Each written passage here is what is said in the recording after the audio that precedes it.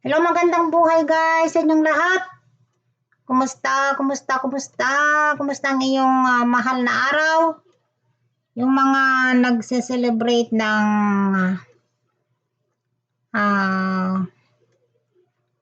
Lenten or yung mahal na araw. Kumusta naman? Sana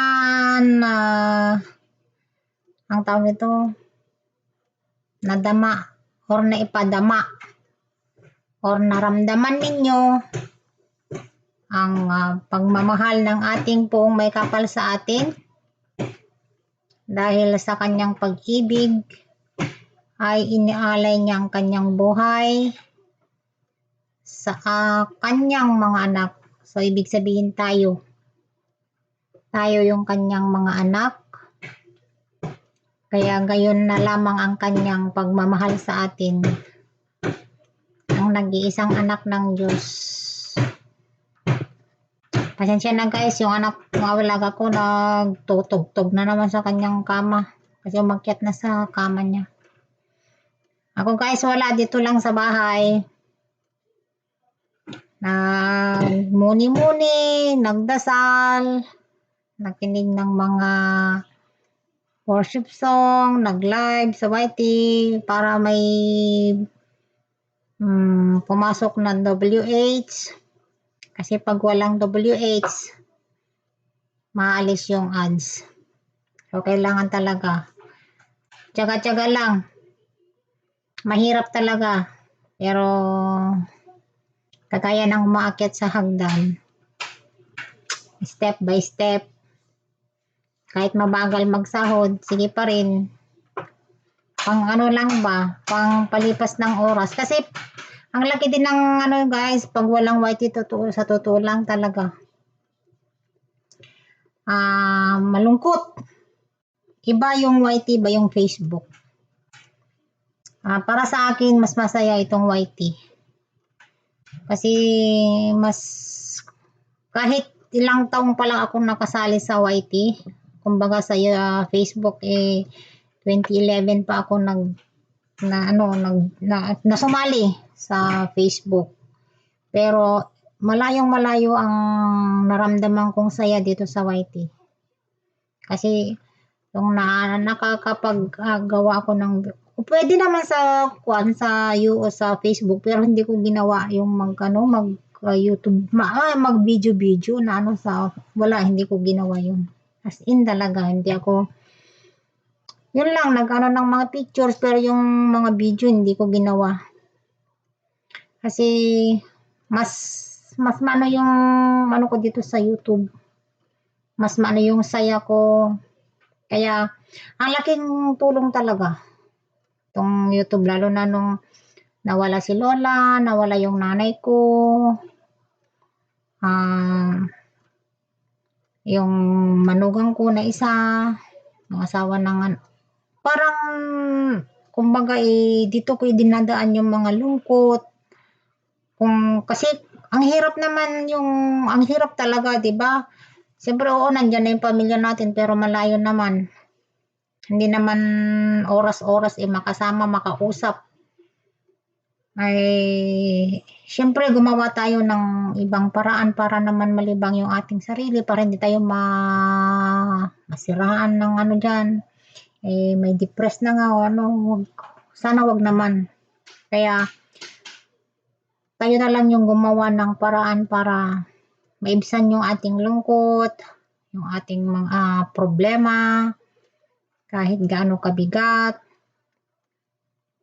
Kaya napakaganda itong YT guys na na dumating din sa buhay ko. At marami akong naging kaibigan. Kahit yung iba wala na, hindi na sabi ko nga wala na yung iba talaga, as in marami nang hindi active, kukunti na lang yung active. So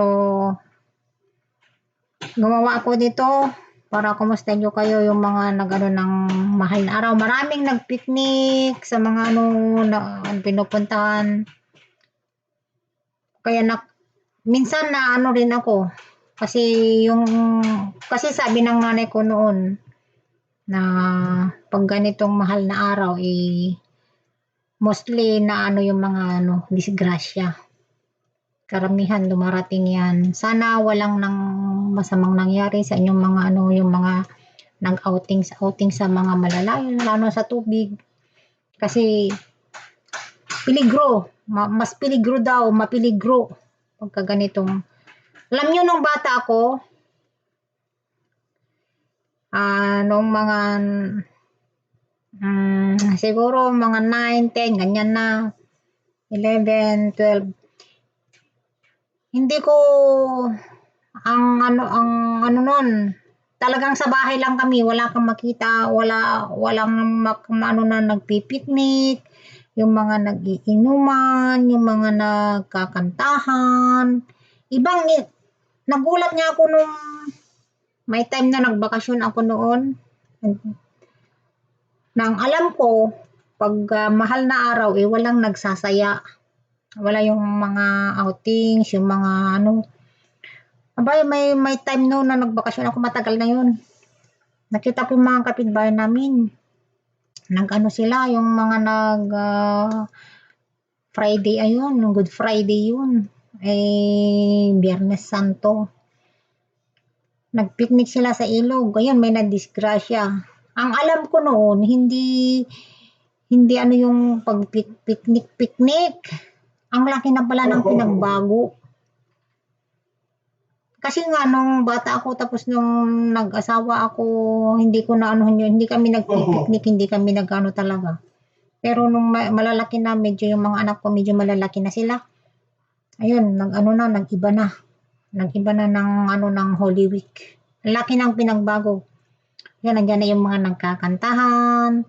Samantalang noon talaga wala kang maririnig na ano, kundi yung mga maririnig mo yung passion, yung mga passion kahit sa radyo passion.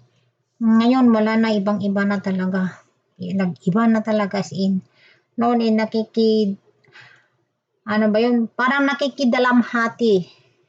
Noon sana dapat kasi nga 'di ba namatay ang ating mahal na Panginoong Hesus. Kaya dapat sana wag tayong magsaya. Pero iba na. Kaya siguro ganun ang ano na marami nang na aksidente, ganyan. Noon talaga, sabi ng nanay ko noon pagka alas 3 na yung hapon, makikita mo yung mga dahon, hindi man lang gumalaw, walang hangin kasi yun yung ano, naranasan ko rin yung ano, yung talagang yung doon, nung nakatira pa kami doon sa kasi tumira kami sa bundok. Malayo ko. Hindi naman bundok na kwan, pero malayo kami talaga sa baryo. Kumbaga sa sitio kami nakatira. Siguro 10 taong gulang ako noon. Ayun, sabi ng nanay ko, tingnan mo anak ko, yung mga dahon, wala man lang gumalaw. Walang hangin talaga as in. Tapos biglang yung nagdilim. Sabi ng nanay ko noon, sabi niya, pagka alas 3 ng hapon anak, yun na yung pagka ng hininga ng ating may kapal.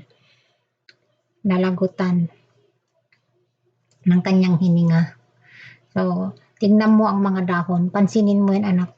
Kayon, tinandaan ko yun. So noon, kahit man lang yung magsaya-saya kami noon na hindi kami na kasi yun ang tinuro ng aming mga magulang. Pero pag kayong halimbawa, Sabado na, tapos Linggo na, yun, pupunta na kami sa ilog, maliligo, magpipiknik noon. Magdala kami ng mga prutas. Basta lang, yung pagkain na doon kami na Pero yung Huwebes, Biyernes, hindi. Ngayon, wala nang parang ginawa ng Christmas. Yung iba, parang ginawang, kaya nga sinabing Holy Week. Hindi, yung iba wala na. Hindi na ginawang Holy Week, Pasko, Christmas. Pasintabi lang talaga, pero yun talaga nakasanayan ko noon. Nagulat na lang ako na pwede palang mag-picnic sa ganyang mga Pero mas maigi makipagdalamhati tayo dahil nga sa pagkamatay ng ating pong may kapal dahil sa kanyang pagmamahal. Sana ipakita din natin yung ating sa kanya, ipakita at iparamdam kung pwede. Pero ang iba wala. Sorry sa mga ha. Pero yung mga hindi naniniwala, okay lang. Kasi nga kanya-kanya tayong paniniwala, di ba?